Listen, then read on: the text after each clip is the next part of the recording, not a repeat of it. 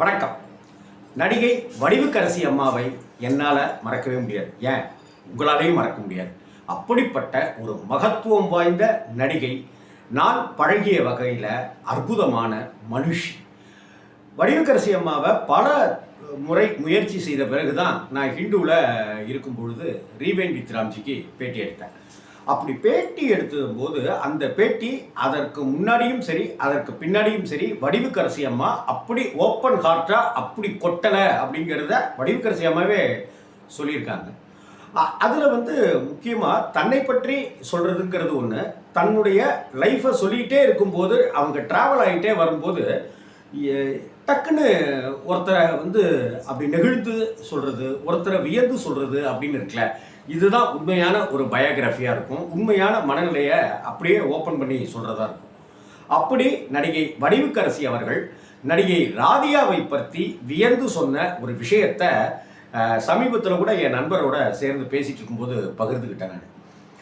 வடிவுக்கரசியும் ராதிகா அவர்களும், அந்த பக்கத்தில் ஸ்ரீபிரியாவும் வடிவுக்கரசி அவர்களும் அப்படின்னு ஒரு நல்ல நட்பு வட்டம் அவங்களுக்குள்ளார ஒரு அண்டர்ஸ்டாண்டிங் உண்டு. வடிவுக்கரசி அவர்கள் ராதிகாவுடன் சேர்ந்து நடித்த படங்களில் முக்கியமான படம் மெட்டி. இயக்குனர் மகேந்திரன் சாருடைய இயக்கத்தில் நடிக்கிறாங்க. அப்போ அந்த மெட்டி படத்துக்கு வந்த வாய்ப்பை அவங்க சொல்கிறாங்க. நடிகர் ராஜேஷ் கூட தான் கன்னி பருவத்திலே அப்படிங்கிற திரைப்படத்தில் அவங்க நடிக்கிறாங்க. அப்படி நடிக்கும் பொழுது ராஜேஷ் அவர்களுக்கும் வடிவுக்கரசி அம்மா அவர்களுக்கும் நல்லதொரு நட்பு ஏற்படுது. இன்னி வரைக்க நடிகர் ராஜேஷ் அவர்கள் வடிவுக்கரசி அம்மாவுடைய ஒவ்வொரு பிறந்த நாளுக்கும் ஒரு புடவையை ப்ரெசன்ட் பண்ணுறத வழக்கமாகவே வச்சுருக்காரு. அண்ணன் அண்ணன் அண்ணன்னு அப்படி பாச மழையோட திக்கு முக்காடி போயிடுறேன் அப்படின்னு வடிவுக்கரசி அம்மா சொல்கிறாங்க. என் வாழ்க்கையில் என் உடன் பிறக்காத அண்ணன் தான் நடிகர் ராஜேஷ் அப்படின்னு சொல்கிறாங்க. அந்த ராஜேஷுக்கும் வடிவுக்கரசி அம்மாவுடைய அண்ணனுக்கும் சகோதரர் அவங்களுக்கு 2 பேருக்கும் ஒரு நல்ல நட்பு இருக்குது. இந்த பக்கம் ராஜேஷ் அவர்களுக்கும் வடிவுக்கரசி அம்மாவுக்கும் ஒரு அண்ணன் தங்கை அப்படிங்கிற ஒரு பந்தம் இருக்குது. ஒரு பாசத்தோடு அவங்க பழகிட்டு இருக்காங்க. இன்னொரு பக்கத்தில் டைரக்டர் மகேந்திரன் சாருடைய உறவினர் தான் ராஜேஷ் அப்படிங்கிறது நிறைய பேருக்கு தெரிஞ்சிருக்குமா என்னன்னு தெரியல. நடிகர் ராஜேஷ் மகேந்திரன் சாருடைய உறவுக்காரன். இந்த சமயத்தில் ராஜேஷ் வடிவுக்கரசி அம்மாவுடைய சகோதரர்கிட்ட சொல்கிறார், இந்த மாதிரி மகேந்திரன் சார் ஒரு படம் பண்ணுறாரு. அந்த படம் முழுக்க முழுக்க பெண்களை மையப்படுத்துகிற கதை அது. அந்த படத்தினுடைய கதையை கேட்கும்போது நம்ம வடிவு அதில் நடித்தா நல்லாயிருக்கும் அப்படின்னு தோணுச்சு அப்படின்னு சொன்ன உடனே மகேந்திரன் சார் எப்படிப்பட்ட டைரக்டரு, அவருடைய படத்தில் தங்கச்சிக்கு வாய்ப்பு கிடைக்குதுனாக்கா அது எவ்வளோ பெரிய சந்தோஷம் அப்படின்னு சொல்கிறாரு. இதற்கு பிறகு வடிவுக்கரசியை பற்றிய விவரங்களை மகேந்திரன் சார்கிட்ட சொல்ல கூட்டிகிட்டு வா அப்படின்னு சொல்கிறாரு. வடிவுக்கரசியை பார்த்த உடனே, நீ தான் நல்லா நடிக்கிற ஆளாச்சே, அப்புறம் என்ன தயக்கம், நல்லா நடிப்ப நீனு, இந்த படத்தில் நீயும் ஒருத்தி அப்படின்னு சொல்கிறாரு. கிட்டத்தட்ட 3 பெண்களை சுற்றிய படம் தான் மெட்டி. அந்த மெட்டியில் விஜயகுமாரி அம்மா நடிச்சிருப்பாங்க. விஜயகுமாரி அம்மாவுடைய 2 மகள்களாக வடிவுக்கரசியும் வடிவுக்கரசியினுடைய தங்கையாக ராதிகாவும் நடிச்சிருப்பாங்க. இந்த 3 பெண்கள் தான் படத்தில் மையமே. அப்படிப்பட்ட ஒரு சூழ்நிலையில் ஷூட்டிங்க்கு வந்தாலே அவங்க சொல்கிறாங்க, வடிவுக்கரசி அம்மா சொல்கிறாங்க, எல்லா படத்தினுடைய படப்பிடிப்புக்கு போனாலும் அங்கே டைரக்டர் செய்கிற அல்லது நடிகர் யாராக இருந்தாலுமே செய்கிற முதல் விஷயம் என்னவாக இருக்கும், மேக்கப் போடுறதா இருக்கும் இல்லையா. ஆனால் மெட்டி படத்தினுடைய அனுபவத்தை சொல்லும்போது வடிவுக்கரசி அம்மா என்ன சொல்கிறாங்க, நாங்கள் போன உடனேயே கேமராமேன் அசோக் குமார் இருப்பார், அவருக்கு முன்னாடி நாங்கள் தண்ணியை பாட்டில் எடுத்து தண்ணியை ஒரு ஜக்லேருந்து எடுத்து அப்படியே நல்லா ஃபேஸை வாஷ் பண்ணிடுவோம். அதாவது நாங்கள் பவுடர் எதுவுமே போட்டுக்கல அப்படின்னு. என்ன காரணம் அப்படின்னா, பொதுவாகவே மகேந்திரன் அவர்களுக்கு இப்படி மேக்கப்லாம் போட்டுக்கிட்டு நடிக்க வைக்கிறதுங்கிறதுல ஒப்புதல் கிடையாது. ரொம்ப இயல்பாகவே இருக்கணும்னு ஆசைப்படுவார். விஜயகுமாரி அவங்க நல்ல கலர், நல்ல அழகு. ராதிகாவும் சரி இவங்களும் சரி மாநிலம் கொண்டவர்கள் தான். ஆனால் அவங்களுக்கெல்லாம் ஒரு வருத்தம் இருந்தது. ஆனால் கதையினுடைய ஒரு 2வது நாள் 3வது நாள் படப்பிடிப்பில் இந்த கதையினுடைய கனத்தை உணர்ந்து அது ரொம்ப அழகாக வந்துட்டுருக்கு அப்படிங்கிறத உணர ஆரம்பிச்சிட்டாங்க வடிவுக்கரசி அம்மாவும் ராதிகா மேடம். இப்படிப்பட்ட ஒரு சூழல், அதாவது மேக்கப் போட விட மாட்டார், மேக்கப் போட மாட்டாங்க. அந்த படத்தினுடைய அனுபவங்களை நம்ம யார் கண்ணன் சார், டைரக்டர் யார் கண்ணன் சார் என்கிட்ட பகிர்ந்துக்கிட்டேன். மெட்டி அனுபவங்கள் உட்பட பல உதிரிப்பூக்கள் அனுபவங்கள்னு நிறைய பகிர்ந்துட்டு இருக்காரு. நல்ல நண்பர், எனக்கு நல்ல சகோதரர்.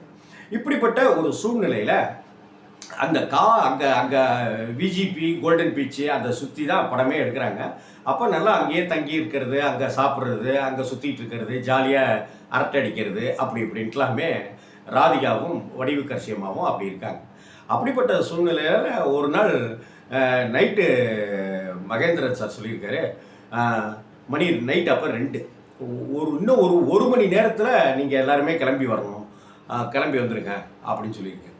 எல்லாருக்கும் என்ன 3 மணி பனியாக இருக்குது, 3 மணிக்கு வந்து என்னத்தை ஷாட் எடுக்க போகிறாரு, என்னமோ சன்னுங்கிறாரு, சூரிய இதை காமிக்கணுங்கிறாரு, என்னன்னே ஒன்றுமே புரியலையே அப்படின்னு சொல்லிட்டு வந்து பார்த்தா, இப்போவும் நீங்கள் அந்த பாட்டில் மெட்டி ஒளி காற்றோடு என் நெஞ்சை தாலாட்ட அந்த பாட்டை பார்த்தீங்கன்னா தெரியும், கவிதை மாதிரி பண்ணியிருப்பார் மகேந்திரன் சார், அசோக்குமார் சார்.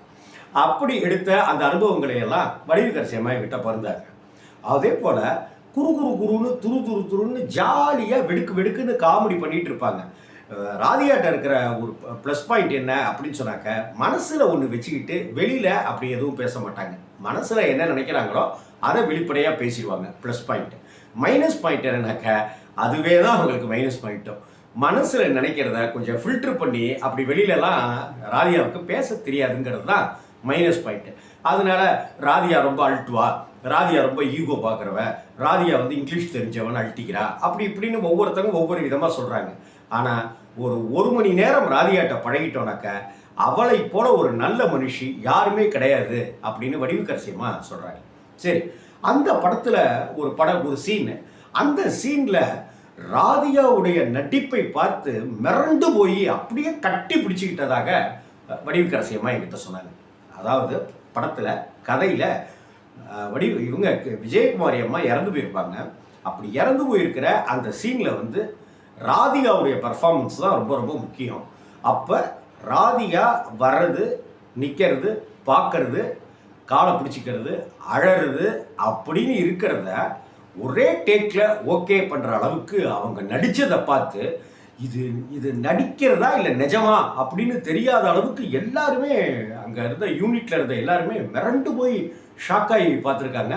அந்த படப்பிடிப்பு முடிஞ்சு ராதிகா சகஜ நிலைமைக்கு வரத்துக்கே பல நேரங்கள் ஆச்சு அப்படின்னும், அப்படியே ஓடி போய் ஷூட்டிங் முடிஞ்ச உடனே படப்பிடிப்பு ஓகே அப்படின்னு சொன்ன உடனே அவங்க ராதிகாவை போய் அப்படியே கட்டி பிடிச்சிக்கிட்டு, என்னடி இது இவ்வளவு அரக்கத்தனமாக நடிச்சிருக்க, பிரமாதமாக இருக்கும் பாரு இந்த சீன் தேட்டரில் அப்படின்னு மனமும் வந்து பாராட்டியிருக்கிறத என்கிட்ட பகிர்ந்துக்கிட்டாங்க வடிவுக்கரசி அம்மா. ராதிகா எப்போதுமே அப்படித்தாங்க. என்னை பொறுத்த வரைக்கும் நான் சொல்லுவேன், ராதிகா வந்து ஒரு நடிப்பு ராட்சசி அப்படின்னு தான் சொல்லுவேன். எம்.ஆர். ராதா அவர்களுடைய புதல்வி, நடிக்கிறத பற்றி சொல்லியா தரணும். ஆனால் ஆரம்ப கட்டத்தில் சின்ன பிள்ளையாட்டம், குறுகுறுப்பா விளையாட்டா இந்த சினிமாவுக்குள்ளார ஜஸ்ட் லைக் தட்டு வந்தவங்க ராதிகா மேடம். ஆனால் ராதிகா ஒரு பக்கம் நடிக்கிறதுலையும், இன்னொரு பக்கம் தயாரிப்பு நிறுவனத்தை வைத்துக்கொண்டு இன்னைக்கு டாப் மோஸ்ட் சீரியல்கள் அப்படின்னு நம்ம மனசில் நிற்கிறது எல்லாத்தையுமே அவங்க தான் தயாரிச்சிருக்காங்க அப்படிங்கிறதும் மறக்க முடியாத விஷயம். வடிவுக்கரசி அம்மா இதில் இன்னொரு விஷயமும் சொன்னாங்க. எப்படி மகேந்திரன் சார் ராஜேஷ் அவர்களுக்கு உறவினர் அப்படின்னு இருக்குதோ, அதே போல் விஜயகுமாரி அம்மா ஏதோ ஒரு வகையில் அத்தை முறை வேணும், வடிவுக்கரசி அம்மாவுக்கு அத்தை முறை வேணும் அப்படின்ற தகவலையும் என்கிட்ட பகிர்ந்துக்கிட்டாங்க. மெட்டி அப்படிங்கிற திரைப்படத்தை நம்மளால் மறக்க முடியாது. மகேந்திரன் சாருடைய ஒவ்வொரு படைப்புமே ஒரு காவியம்ங்கிறதையும் யாராலையுமே இல்லை அப்படின்னு மறுக்கவே முடியாது. ஒவ்வொரு படமும் மனுஷன் செதுக்கி இருப்பார். 3 பெண்களை கதாநாயகிகளாக வைத்துக்கொண்டு படம் எடுக்கிறதுங்கிறதும், ஒவ்வொருத்தருடைய உணர்வை காமிக்கிறதுங்கிறதும் எப்பேற்பட்ட விஷயம். மெட்டி பார்த்தீங்கன்னாக்க நம்மளால் 5 நாள் 6 நாள் தூங்கவே முடியாது. அந்த மெட்டி ஒளி காற்றோடுன்னு ராஜா சார் பாடுற அந்த பாட்டு ஜானகி அம்மாவோட சேர்ந்து, அதுவும் நம்மளால் மறக்க முடியாது. ராதிகாவுடைய நடிப்பை வடிவுக்கரசி மனசார புகழ்ந்ததை தான் உங்களோட ஷேர் பண்ணிக்கணும்னு ஆசைப்பட்டேன். வணக்கம்.